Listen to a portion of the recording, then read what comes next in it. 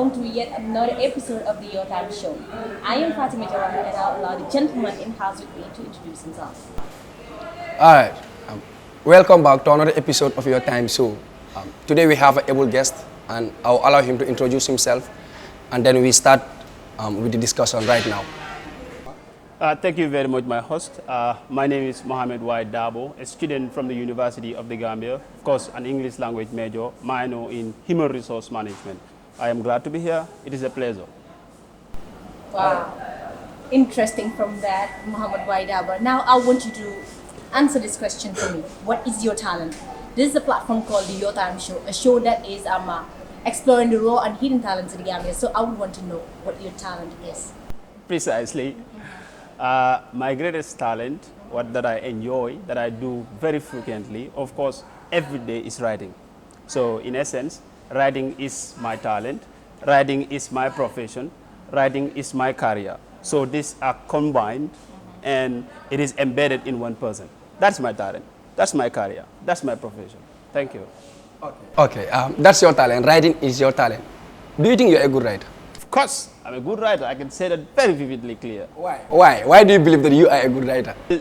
To assess somebody whether the person is a good writer or not a good writer is known by the viewership and the readership of that particular person's write-ups. I have written a lot of pieces, and obviously I am that person who will send pieces to people for fair analysis and judgment. And this has started way back some 5-6 years ago. You know, when I started writing articles, when I started writing series, when I started writing letters, open letters, and you name them. And each time people assess me, it is always good. I remember when I was in grade 12, for example, our literature teacher, our English language and literature teacher, would even use my article to show the students how to write a good essay. So that was impressive. It was a motivation. Also, when I was in grade 6, for example, I wrote a manifesto for the position of a head boy. And when this thing was read in assembly, there was an argument that it was not written by me. It was probably written by one of the teachers that's given to me. You can see that there is this subsequent stages of moving from one part to another part has given me confidence that, okay, it is not what I think I am. It is what the impression from the people. So yes, the answer is I am a writer and not a writer that is just a tabla rasa or a starter. Yes. Yeah, a serious writer. Thank you. That is just Muhammad Darboe believing in himself and in his potentials. A good writer. Yes, you are a writer and you emphasize that. But do you know that there are better writers, young writers? Obviously. There are young writers who write better than you. Do you believe that? Obviously, we have a lot of Gambian writers and we have people that have started authoring books. When you're doing a scale of who is better in writing and who is not better in writing, or when you're trying to trace out writer, you look at the number of publications that they publish. And in that grading, you can obviously see people that are better writers than me in the Gambia as a whole. And they are young writers. That is admitted. And I will encourage them to continue writing. That's fine. That's great. Thank you. Okay, Muhammad, I would want to ask you this. You said you are not just a writer. So, categorizing yourself at the University of the Gambia, amongst the 10, how would you categorize yourself amongst the Western writers in the University of the Gambia? The first 5, obviously. Why The first 5. In the first 5, obviously. My brother, what you are saying is powerful. The whole University of the Gambia, if you were asked to rank the top 10 writers in the University of the Gambia, where will you position yourself? The University of the Gambia, Yes. I interacted with a lot of writers. Okay. But let me make this clear. We have known writers and we have unknown writers. We have students that we know in the university and we also have students that we do not know in the university. But those writers that come in the open and write publications, I am not here to demean anybody. A lot of them are powerful. A lot of them are creative. And they put their facts right in all the 4 techniques of writing. Be it an expository essay, be it a descriptive essay, be it a persuasive essay. Obviously, I call persuasive as argumentative, be it a narrative essay. All of them started writing in different form, and they are very good. But when you come to the grading scheme, I am telling you, I was linguistically refined over 6 extensive years from the Gambia College to the University of the Gambia, following the same path, and that is reading English language. So I will not position myself less than the first 5. That without any scintilla of doubt. Serious? Yeah. Sir, with all the criteria that you mentioned embedded in you, amongst the first 5 would be a bit too, not fair, according to your Yeah, this is semantics. When I said the first fight, it can even be the second. It can be the fourth. It can be the third. Okay, Now I'm telling you, first second. At least you could have said the first. now I'm giving credit to other writers that have been doing tremendously well in the University of the Gambia. Okay, that's great. That's a great answer from you. Now, tell me, which type of writer do you think you are? I am a sarcastic writer at some point. Fantastic. Sarcastically, some of my articles are sarcastic because reading sarcasm and what it depicts and what it entails, it tells me that we can defy the old in the society by actually using words, by using items, by using figures in defying some of the impunities that are in the society. Reading some of the articles that are written by some very good sarcastic writers, it motivates me. And most of the time when you write this, the readers, you're forcing the readers to imagine, to see that this is what the person is saying. Obviously, sarcastic is in tandem with irony, you know, and if you're talking ironically, that is a special skill that not many writers can do. Most of the writers will believe in narrative or they believe in expository. But sarcastic writers, you have to be literally sophisticated. And this is what I believe. You know, I remember my article on Dr. Samade betrayed normalcy. If you read the title, Dr. Samade betrayed normalcy, you will be like, no, Dr. Samade tried. He went to the parliament to defend the government, to go against the government. So what we should encourage is to encourage people like him who will expose corruption and bribery. But the content of that piece is different from the writing. That is irony. And that is only possible if you read and you are able to understand, obviously, that this writer is referring to a whole different thing. Sure. And if you read it, you will understand that the normalcy in the Gambia here is public officials accept bribe, they accept corruption, they accept impunity. They want to be in the position for the rest of their life. They don't want to let go their egos. You know, they don't want to put the nation at force. And as a result, they can defend the government at any point. Now, somebody divide that normalcy. You understand the interpretation? Yes, I understand. I understand very well. So that is the explanation of what I mean. That is an ironical statement. It's what is only when you read that particular article, you will be able to know that what I actually mean. Wow. Okay, viewers, he is a writer, and writer who speak out, Lumbinda, and he will give credit to his writer. So do not be surprised. Let's go for the short break, and we'll be right back.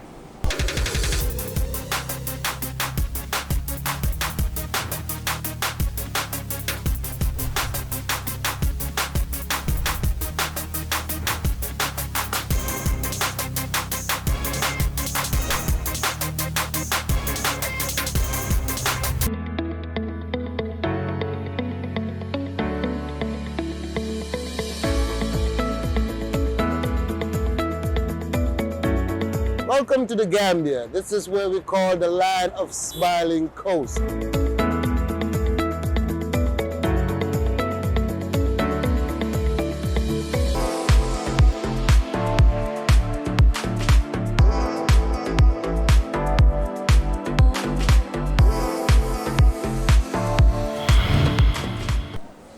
Welcome back, viewers, to the second phase of the show. Right here with me is none other than Muhammed, Darboe, and of course my humble gentleman, Mr. Ibrahim. Okay, Muhammed, li bëggoon naa la ko laajte for quite a while now, because I'm aware that you're not just a writer, but also you're contestant under the Team Alliance at the University of the Gambia for the post of a Secretary General. Yeah, he is a politician for that matter. But still, dama la bëgg a laajte li. Do you think, what do you think you have that potential to stand for that post, and most especially you having an opponent, manam's opposition? Do you think you're more qualified for that post? Well, it is just for political reasons that we have to compare my opponent and I. I believe in a statement that I said in many times, that conscience is man's fairest friend. Okay. It speaks the truth to man all the time. It is the impulse to wants, to needs, that force us to go astray or to go into some things that we know, obviously, this person overweight me.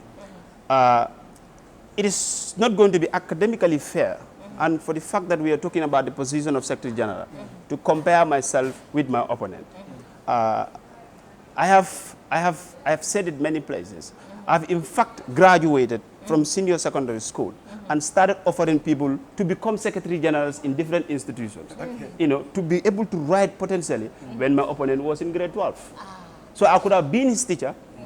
I could have been his teacher at his school. So when you talk about academic qualification, I have graduated from Gambia College after an intensive 3 years. And he is not hold any academic qualification yet. He is still at the university at his fourth year. Although my opponent is good, but you don't compare good and best. There's good, better, and best. Okay, so he is good and I am best.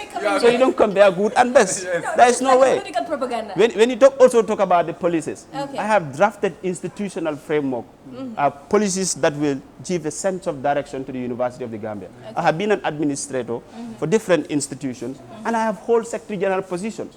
So it's like secretary general position was going side by side with my growth. As I move from one place, I become a secretary of another place. As I move to another institution, I become a secretary general for another institution. So this is a fulfillment of what I have already started. This is not a comparison. I know. Good and the best. This is what you get. Okay. If you touch their political nerves, obviously these are the type of answers you must receive from them. I just press his bubbles up. Yes. Nevertheless, Ibrahim, you can stay. All right, yeah, I know that, and that was a great deliberation from you. Yes, but still, Prof, I want to know, at least you can mention about 5 pieces that you have published so far. No, I will mention more than 5. You don't bring a writer and ask him to mention only 5. Yes, that is. I will tell you about the Zulu magazine. I will tell you about the Sonkodo conquest. I will tell you about the Freudian slip. I will tell you about the speaking gong of Armitage. I will tell you about the letter to my grandpa. Of course, we talk about the betrayal. Somebody betrayed the normalcy. We talk about so many other articles. All right. So many of them. Okay. Now tell me, what inspired some of those articles? Because I understand that in the nature of your write-up, you always shoot at those in power. Well, I will talk about one of the things that motivated me. One of the articles I did not tell you. In fact, it's in series, about 5 series. Okay. It's an episode, it's an article. It's called the Cause of the Oath. You know, I've seen that our public officers started joking with the scriptures that they hold, that we should hold dear, whether it is the Bible or it is the Quran. These are scriptures that are words of God.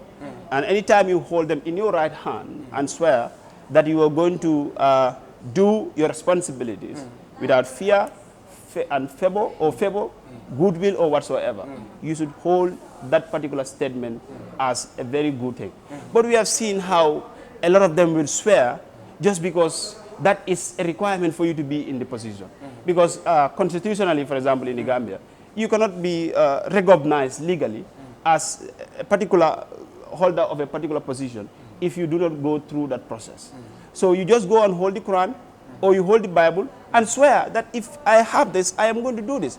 And at the end of the day, you become corrupt, you champion bribery, you do all forms of malpractices. So this is something that is worrying me. And as a writer, you look at your society and you look at the things that are bad in that society and try to write such that it will depict, you know, it will warn those people, the readers. And then I put cause of the oath. Like this oath that you are taking and you are not fulfilling it. Are you not reminded that these are the oaths, the scriptures, the holy scriptures that are striking you back for not fulfilling what you are doing? So if you read this and you are a young person that want to go into public space, you will be warned and said, look, this is right. If I must swear, then I must do it. So that was one of the reasons why I write the cause of the oath. Yeah. If you ask me about Sonkodu conquest, I will tell you about the coalition government, for example. That is the Sonkodu conquest. Okay. After the Sonkodu conquest is the name of the episode. It's also more than 5 episodes. Sonkodu is a Mandinka word, you know, meaning like when you say east, west, north, south. Yeah, the southern part. I said this is a southern conquest. After they conquered the eastern part and the western part, they now go to southern part to settle. And these are people with the same dreams, the same aspirations, the same ambitions. And they said they want to govern this nation in a way that is going to be fine. Soon we entrusted them with the responsibility. They started betraying everything. So I started using some characters like gray air power. Obviously, you will know who I am referring to. we know. You know, you talk about the father of the hyena. You understand? You will know who the hyena is, and obviously you know who the father of the hyena is, and what happened until the son then betrayed the father. Then you will see some other people coming up who are not in fact in the same team with the man when he was contesting, and all of a sudden they start all the solidarity games. So you will know that there is something wrong with politicians, not politics. There is something wrong with politicians, not politics. Yes, okay. politics supposed Muhammad, wait. to be Because decent. you're in a political agenda right now, you would say politicians not with politics. Why? The politics, politics is the name of the game. Okay. Politicians are the players. Okay. Football would have remained peaceful, would have remained goalless, would have just been football if there was no players. It is the players that will counter each other, and then goals are scored and entered. So this is what I'm telling you. It is not the politics. Okay. The definition of politics is made clear. It's supposed to be decent. It's supposed to be an avenue for people to actually do what they are supposed to do for the nation. It is the politician that will come and stand this entire politics black. And we find it very difficult as decent citizens. There is no amount of detergent that is able to sanitize politics in the past years. Because Muhammad, sometimes you would want to make it very clean and very pure. But then do not. But then, because human being in general, so do not tally. Fatima, Extended. No, Ibrahim. you are carried away by politics.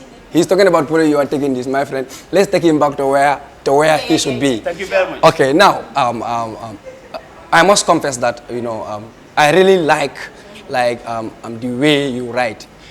I think this is the purpose of a good writer. A good writer should be able to sensitize people, There are so many things going wrong, Writing is one way to make people know things that are going on in our society and how to correct them.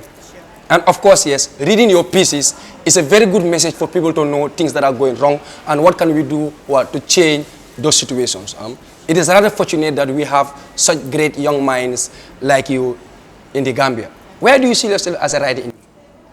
I see myself as someone publishing books. I see myself as an academician. I see myself as an author. I see myself as mentoring a lot of young writers who are today under my tutelage. We have a Dicey Academy. There is an academy called Dicey. Very young students in grade 12 and others. We mentor them in writing articles. We edit the articles for them. So I see that is a project that I am going to continue in the future. I see finishing incomplete books in the nearest future. All right. Yes. Thank you. And then I think probably this will be my final thing to say. So what do you have to say? What is going to be your closing remarks? My closing remark is going to thank you, people. And I want to encourage writers to continue writing. Before coming to public spaces, before coming to vie for political positions, it's not only about the talking, it's also about writing. Because for me, writing and speaking go in tandem. I want to encourage young writers. Let them think beyond the lines of what have already been said. Let them look at the contemporary society. But let me stop you there. I was told that you are a very good public speaker, but you don't give much energy to writing. Probably we will discuss that on another time. Yeah, you are very good at speaking, but they say, the way you speak is not the same energy you give to writing. Because I was expecting you to write more than this. Looking at the nature, your oratory skills, I was expecting you to write more than this. That is going to be a date. Because other people will say, you are better in writing than you are in speaking. So I want to encourage some of the students in the UTG, as a student of the UTG. Of course, I want to encourage Usman Jassi. He was declared the most prolific writer of the University of the Gambia. He went in competition with a lot of people and he won it, hands down. I want to encourage people like Ibrahima Sediba, of course, my own nephew. He published a book not long ago. And some of the very good writers that we have in the University of the Gambia to continue writing. The purpose of academic is to go and benefit the people in the society. And I believe that these people have the potentials and they have the experience. Obviously, that's why they have gone for 4 intensive years to learn. And now, the credit should go back to society. And thank you all for listening and for Okay, this Muhammad, young... I couldn't ask you this because I'm solo, but nevertheless, Ibrahim, what is the relation between poets and writers in the Gambia? Because we have seen so many controversial things happening in between. Some take it personally, there are personal issues within. So you and the likes. What are your relations with other writers out there? Like poets and writer, can you be a little bit clear? Okay, like your personal relations with them, your interactions with them in the society and personally. Yeah, I write poems. Yeah. I am not saying I'm a poet, but I write poems. Okay. Occasionally, situationally. Normally, when I wrote protesting bees of Kia not long ago, because the bees, you understand. I don't want to talk about it. But the fact is, whether you write poem or you write essay, a writer is just a writer. Writers should have a competitive mind, because it is always important, or is always valuable when the readers have that feeling that this person is saying a sense. I spoke to one student at one point. He wrote a poem and sent it to me.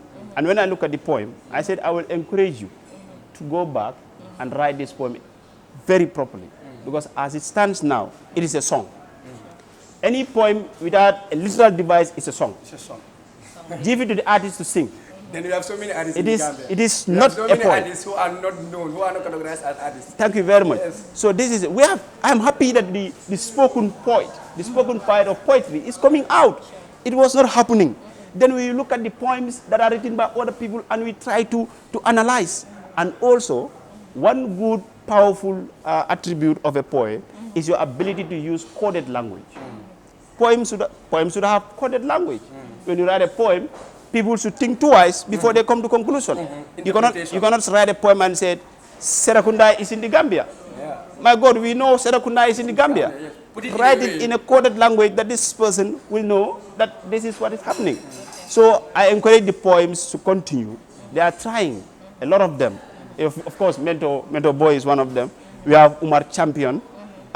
We have, I talk about Umar, the Neptune poem. Yes, Umar Saab. Yeah, Umar, I read his poems. I think he's doing good. Yeah, he's doing Yeah. So that is the case. Let's encourage them to write, the young people. We also, not everybody can become a poet. Now, you don't have to say, Champion Cham has achieved a lot, I'll also be a poet.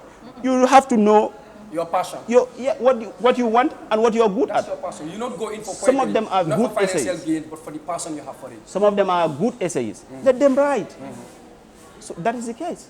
So this is what I have for the poems and the and thank you so much for this invitation. Thank you. I am so much grateful. You're welcome. You're Thank welcome. you. Appreciated viewers, we come to the end of the show. Till we come your way again next time, same place at Better Future Production. And don't forget to subscribe, like, and follow us on all social media platforms. Bye-bye.